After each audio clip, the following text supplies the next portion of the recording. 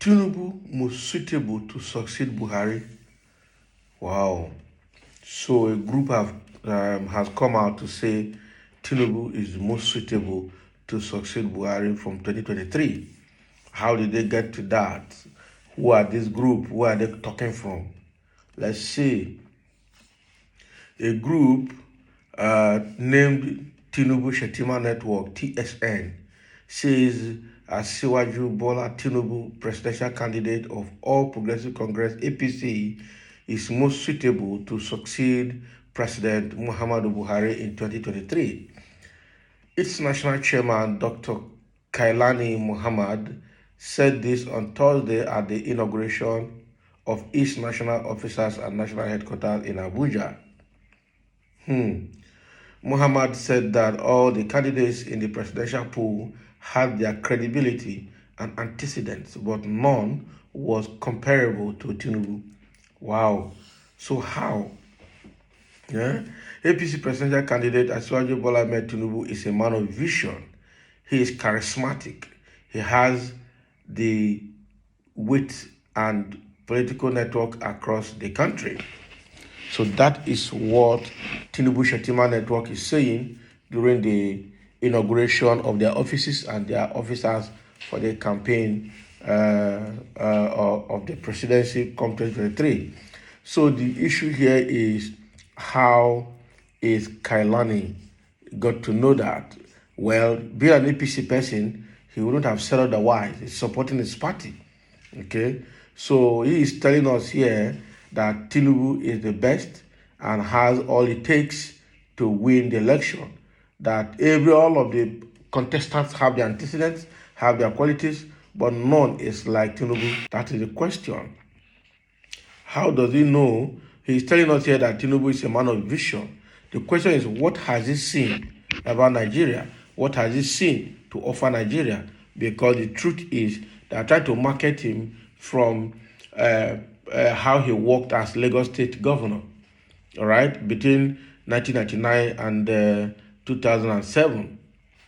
Okay, so how is all of that? Because he supported Buhari to become president in 2015. Is that what is making him a man of vision? What else has he done? They said he worked and developed politicians in the Southwest. Right now, he's at very strong loggerhead with so many of them. Somebody like Aregbesola is already saying that they have asked God to bring him down. Okay, the Afeniferes have seen him that he does not have what it takes and are supporting Peter Obi of Labour Party. So I don't understand when they say he's a man of vision, with all the cases on his neck that he has not been able to answer around the drug deal in the United States, around his health, around his source of wealth, around his certificates. Everything about his credentials are shrouded in secrecy. About his age, right? He refused to bring out his primary and secondary certificates. So what are we saying? So how is he a man of vision? He's saying he's charismatic. How charismatic is he? All right. He's only simply being charismatic because of the money he has that he's using to buy influence. That is the truth. He's buying influence. He's buying support. He's buying them expensively. All of these people talking from both sides of the mouth supporting Tinubu is simply because of the money that they are getting. How charismatic is he? Because he paid heavily in dollars to get the APC presidential ticket during the APC primaries. All right? Is that what makes him charismatic? Because he speaks once and money flows twice. All right? Is that why they say he's charismatic? He commands crowd. People are following him. He has strong influence. How? It's simply because of the money he's dishing out.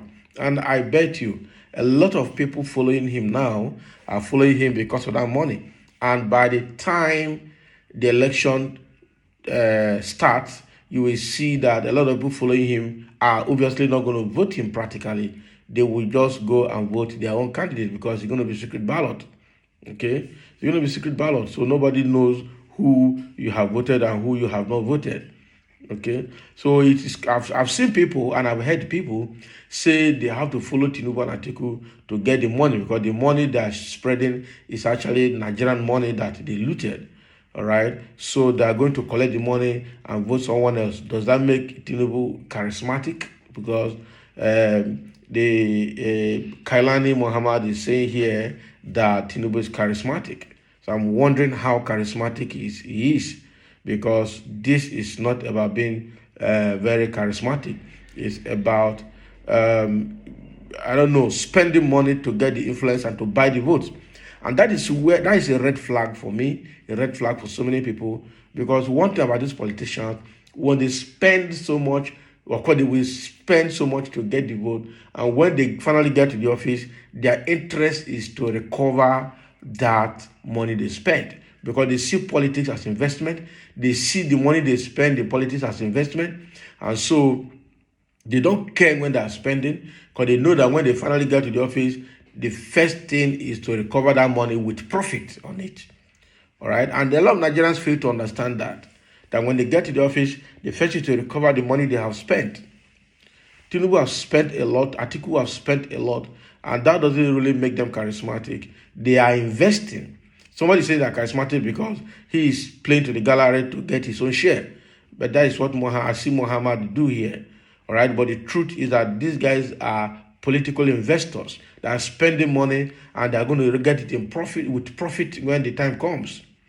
All right, and again, that doesn't make them charismatic. That doesn't make Tinubu charismatic. So when she said Tinubu is the best, all right, and most suitable to take over from Buhari, it baffles me. It's simply because he said, or he promised, to continue from wherever Buhari stops, to continue Buhari's legacy. Unfortunately, Buhari's legacy are not good enough.